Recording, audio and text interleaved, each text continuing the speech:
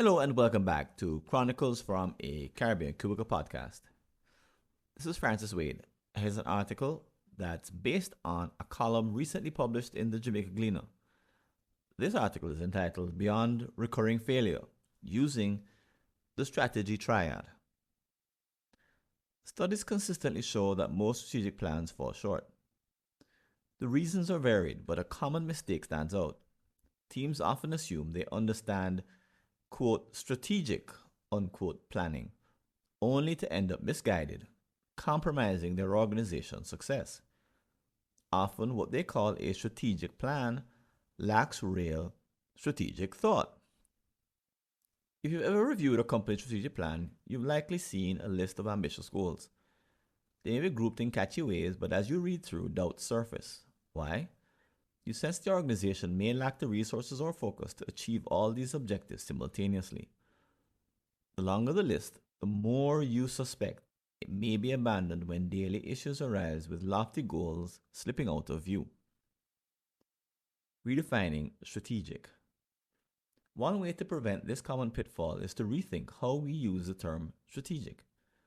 Today, the label strategic is often used casually to signal importance. So much so that it's lost its impact and audiences tune it out. This is not just a communication issue. When teams invest time in a strategic retreat, they expect the final plan to be truly strategic, yet often that's not the case.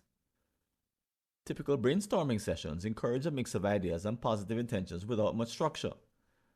The result is often an extensive report of hopeful outcomes, which can look similar to other plans within the industry, ultimately another reason for failure. Enter the strategy triad. Peter Campo's book, The Emergent Strategy, introduces a helpful definition of strategic by proposing a three-part approach. Number 1, aspiration, a meaningful, challenging goal that requires effort and won't happen automatically. Number 2, bottleneck, the main obstacle preventing the organization from achieving its aspirations. Number 3, guiding principle, a decision-making rule to help navigate actions that address the bottleneck. Consider a store aiming to increase profits. If the biggest bottleneck is low brand recognition, the guiding principle could be to improve brand awareness through multiple channels, online, in-store, and through partnerships.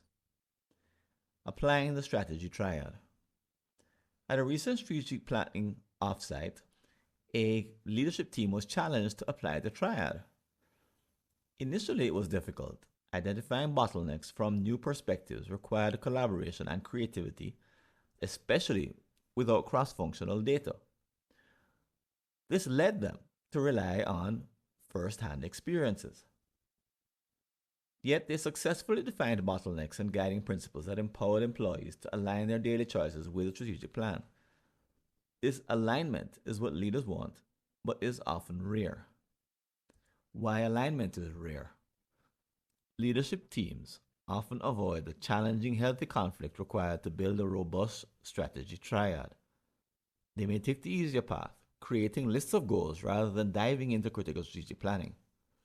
Alternatively, when discussions become too heated, leaders may intervene prematurely, cutting off debate and limiting essential buy-in.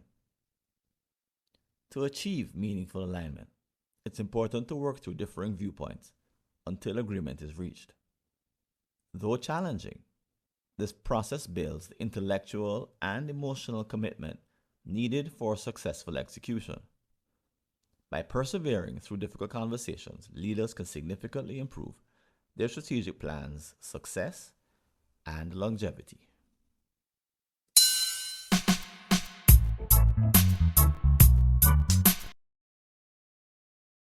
Thanks for listening.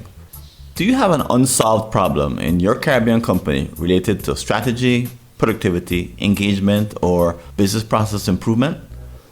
Just visit a searchable listing of all my prior articles and you may be able to help yourself to a fresh line of thinking. Go to blog.fwconsulting.com or see the show notes.